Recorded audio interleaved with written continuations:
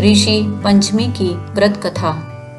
दोस्तों, सतयुग में विदर्भ नगरी में शेनजीत नामक राजा हुए थे। वह ऋषियों के समान थे। उन्हीं के राज में एक कृषक सुमित्र था। उसकी पत्नी जयश्री अत्यंत पतिव्रता थी। एक समय वर्षा ऋतु में जब उसकी पत्नी खेती के कामों में लगी हुई थी तो वह रजस्वला हो गई।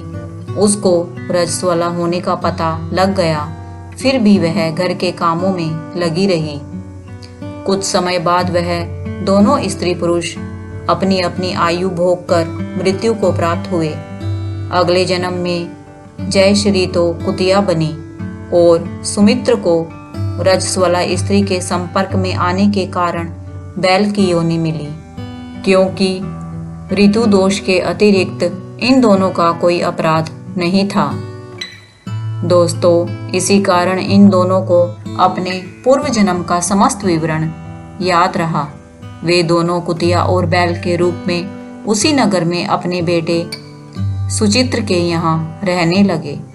धर्मात्मा सुचित्र अपने अतिथियों का पूर्ण सत्कार करता था। अपने पिता के श्राद्ध के दिन उसने अपने घर ब्राह्मणों को भोजन के लिए नाना प्रकार के भोजन बनवाए। जब उसकी स्त्री किसी काम के लिए रसोई से बाहर गई हुई थी तो एक सर्प ने रसोई की खीर के बर्तन में विष वमन कर दिया। कुतिया के रूप में सुचित्र की माँ कुछ दूर से सब कुछ देख रही थी। पुत्र की बहू के आने पर उसने पुत्र को ब्रह्म हत्या के पाप से बचाने के लिए उस बर्तन में मुंह डाल दिया। सुचित्र की पत्नी चंद्रवती से कुतिया का यह कृत्य देखा न गया और उसने चूल्हे में से जल्दी लकड़ी निकालकर कुतिया को मारी। बेचारी कुतिया मार खाकर इधर उधर भागने लगी।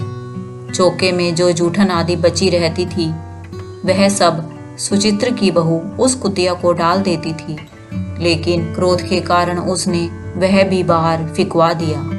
सब खाने का सामान फिकवा कर बर्तन साफ करके दोबारा खाना बनाकर ब्राह्मणों को खिलाया। रात्रि के समय भूख से व्याकुल होकर वह कुतिया बैल के रूप में रह रहे अपने पूर्व पति के पास आकर बोली, हे स्वामी, आज तो मैं भूख से मर ही जाऊंगी। वैसे तो मेरा पुत्र मुझे रोज खाने को देता है, लेकिन आज मुझे कुछ नहीं मिला। सांप के विष वाले खीर के बर्तन को अनेक ब्रह्म हत्या के भय से छूकर उनके न खाने योग्य कर दिया था।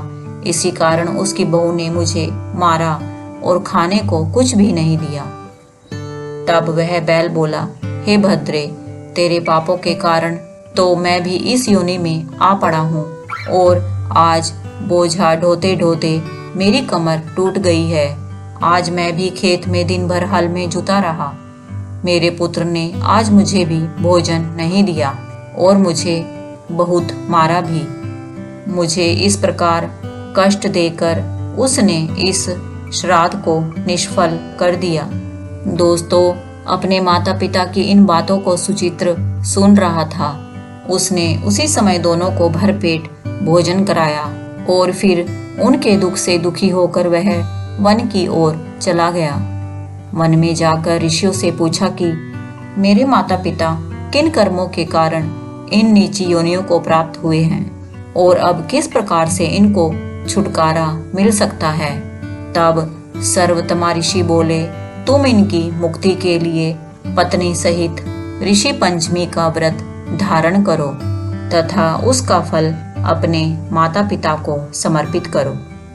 ऋषि ने कहा, तुम भाद्रपद महीने की शुक्ल पंचमी को मुख शुद्ध करके सवेरे सवेरे नदी के पवित्र जल में स्नान करना और नए रेशमी कपड़े पहनकर अपनी पत्नी सहित सप्त ऋषियों का पूजन करना। इतना सुनकर सुचित्र अपने घर लौट आया और उसने ऋषि के परामर्श अनुसार पत्नी सहित विधि विधान से पूजन व्रत किया। उसके पुण्य से माता पिता दोनों पशु योनियों से छूट गए। दोस्तों, इसलिए जो महिला श्रद्धा पूर्वक ऋषि पंचमी का व्रत करती है वह समस्त सांसारिक सुखों को भोगकर वैकुंठ को जाती है। दोस्तों, आशा है आपको आज की यह कथा अच्छी लगी होगी। यदि अच्छी लगी है तो इसे लाइक करें, शेयर करें और यदि अभी तक आपने मेरे चैनल को सब्सक्राइब नहीं किया है तो इसे सब्सक्राइब करना न भूलें। जल्दी ही मिलते हैं एक और अच्छी कथा कहानी के साथ। तब तक अपना और अपनों का ध्यान रखें।